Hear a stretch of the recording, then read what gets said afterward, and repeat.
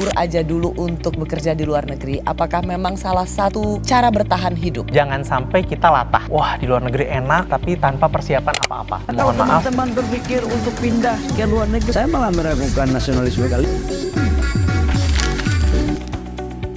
Belakangan ini, istilah kabur aja dulu ke luar negeri semakin sering muncul di media sosial. Ungkapan ini mencerminkan keinginan sebagian anak muda Indonesia untuk mencoba hidup di luar negeri, setidaknya sementara waktu. Mereka datang dari berbagai latar belakang seperti pekerja kantoran, mahasiswa, freelancer, hingga konten oriental. Istilah kabur memang terdengar ringan, tapi sebenarnya memiliki makna yang dalam, yaitu sebuah keinginan untuk keluar dari tekanan dan untuk terus berkembang. Fenomena ini tidak muncul begitu saja.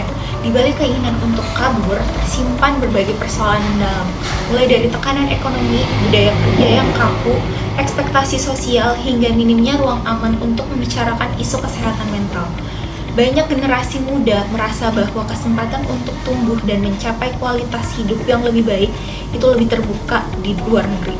Dalam kondisi seperti ini, keputusan untuk pergi menjadi bentuk respon terhadap sistem yang dianggap belum berpihak.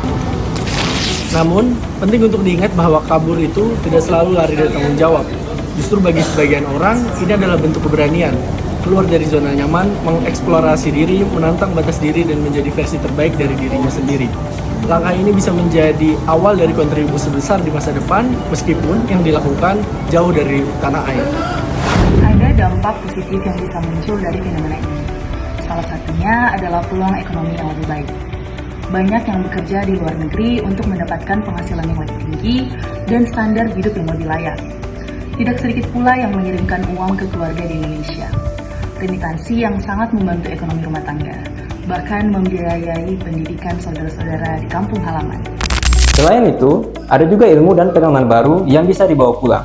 Mereka yang kembali dari luar negeri membawa perspektif global, teknologi, atau sistem manajemen baru yang bisa diterapkan di tanah air.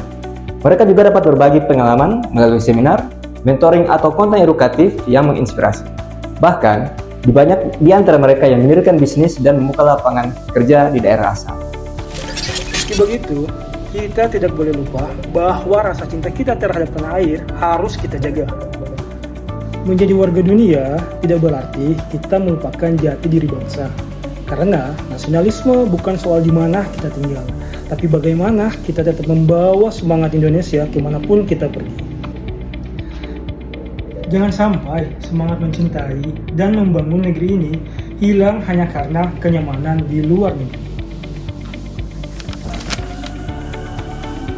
Fenomena kabur aja dulu bukan soal benar atau salah.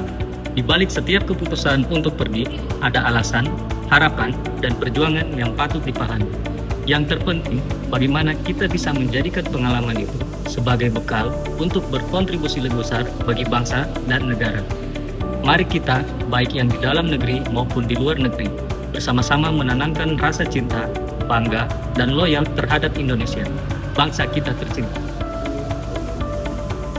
Merantau boleh, lupa jangan, karena Indonesia bukan sekedar tempat lahir, tapi tempat di mana kita untuk kembali.